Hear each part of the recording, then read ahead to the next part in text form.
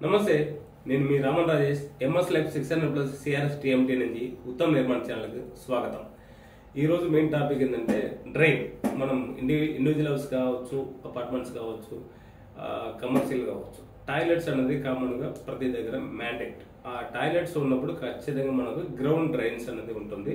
చాలా మంది అపార్ట్మెంట్స్లో ఏంటంటే పైననే మీకు భీమ్లో డ్రైన్ తీసుకెళ్ళి ఒక దగ్గర దింపాల్సిందే, అక్కడ నుంచి గ్రౌండ్లో డ్రైన్ వెళ్తూ ఉంటుంది. సో మేజర్గా ఒక ఐహెచ్పి బిల్డింగ్స్ లో మనం తీసుకున్నప్పుడు కాంపౌండ్ వాళ్ళకు మనం బిల్డింగ్ మెయిన్ వాల్స్ కు మధ్యలో ఒక 1 మీటర్ గ్యాప్ అనేది కామన్ గా ఉండాలి. సమ్ పీపుల్స్ తక్కువ కూడా మెయింటైన్ చేస్తారు. సో ఫ్యూచర్ లో మీకు ఇక్కడ 1 ఫీట్, 1.5 ఫీట్, 2 ఫీట్ ప్రొవైడ్ చేస్తున్నప్పుడు మనిషి నిలబడి పనిచేయడానికి స్పేస్ అనేది సరిపోదు. కాంపౌండ్ వాల్ 2 పక్కల కట్టేస్తాము, అవతల బిల్డింగ్ కట్టేస్తాడు.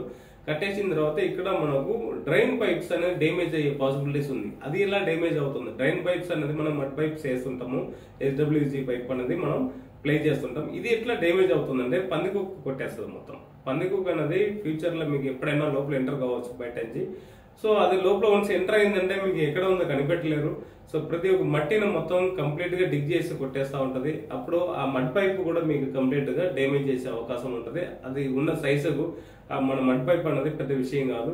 అలాగే మాన్యువల్స్ దగ్గర కూడా కంప్లీట్ గా మీకు మొత్తం బ్రిక్ వాళ్ళని డ్యామేజ్ చేసి దాని లోపల కూడా మట్టిని మొత్తం తొవ్వి లోపల వేసేస్తుంది. దీనివల్ల మడ్ లోపల రావడం వల్ల కంప్లీట్ గా డ్రైన్ బ్లాక్ అయిపోయి బయటకు ఓవర్ఫ్లో వస్తుంటది. చాలా మంది దీన్ని క్లీన్ చేయడానికి చాలా ఇబ్బంది పడుతుంటారు.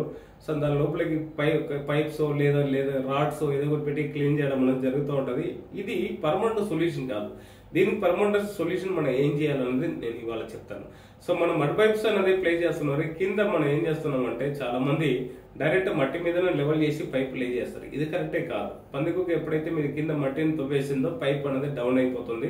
సో ఇక్కడ మనం చేయాల్సిందంటే కంప్లీట్ కింద డిగ్ చేసిన తర్వాత పీసీసీ అనేది, సో పీసీసీ అనేది మంచి M15 గ్రేడ్ లో మీకు ఒక 6 ఇంచెస్ డెప్త్ లో మనం కంప్లీట్ గా ప్లే చేయాలా. దాని బిఫోర్ కూడా కింద కొన్ని స్టోన్స్ ఫిల్అప్ చేయాలి. పీసీసీ బిలో 1 ఫీట్ వరకు మామూలుగా రబ్బర్ స్టోన్ అన్నది మనకు దొరుకుతుంటది.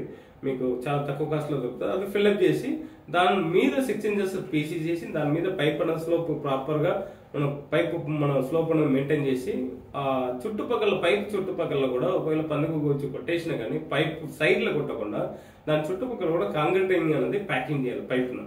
సో ఈ ప్రాసెస్ మీరు చేశారంటే కనుక మీకు లోపల పందికొక్కు వచ్చి డ్యామేజ్ చేసే పాసిబిలిటీ చాలా తక్కువ ఉంటుంది. ఒకవేళ దాన్ని బిలో గ్రౌండ్ లో మట్టిని డిగ్ చేసినా కానీ అది మరీ ఇన్ డెప్త్ పోయి డిగ్ చేయదు. సో 1 ఫీట్ 2 ఫీట్ డెప్త్ లోనే డిగ్ చేస్తూ ఉంటది. ఈ 2 ఫీట్ డెప్త్ లో మనం ప్రాపర్ ప్రికాషన్ ఈ మెథడ్ చేసుకున్నామంటే పందికొక్కు అనేది కొట్టే అవకాశం లేదు. ఫ్యూచర్ లో మీకు మెయింటెనెన్స్ ప్రాబ్లం అనేది లేదు. ఒకవేళ ఎప్పుడైనా మెయింటెనెన్స్ పాసిబిలిటీస్ ఏదో కారణాల వల్ల బ్లాక్ అవుతుందంటే మినిమం 2 ఫీట్ అనేది wall to wall gap maintain చేయండి. అందుకే యాజ్ పర్ స్టాండర్డ్ 1 మీటర్ అనేది మన గవర్నమెంట్ నామ్స్ ప్రకారం సెట్ బ్యాక్ అనేది ఉండాలనేది మ్యాండేట్. సో ఆ ప్రకారం మనం ప్లాన్ చేసేటప్పుడు మనకు ఫ్యూచర్ లో వర్క్ అనేది కంప్లీట్ డిగ్ చేసి మళ్ళీ చేసుకోవచ్చు. ఈ డిగ్ చేసి ఫ్యూచర్ లో చేయవద్దని డిసైడ్ అయితే ప్రీ ప్లాన్ గా ముందుగా మీరు డ్రైన్ సిస్టమ్ మీద కొంచెం కాన్సన్ట్రేషన్ పెడితే మీకు ఇట్లాంటి ప్రాబ్లం రాదు. సో ఫర్దర్ గా మన వీడియో మీకు ఇలాంటి టాపిక్ మనం మాట్లాడుతూనే ఉంటాం. ఈ వీడియో మీకు కంటిన్యూ రావాలి. మీరు ఈ సబ్జెక్ట్ తెలుసుకుని ఫ్యూచర్ లో మంచి ఇల్లు కట్టుకొని హ్యాపీగా ఉండాలంటే మన ఛానల్ సబ్స్క్రైబ్ చేయండి, లైక్ చేయండి, షేర్ చేయండి.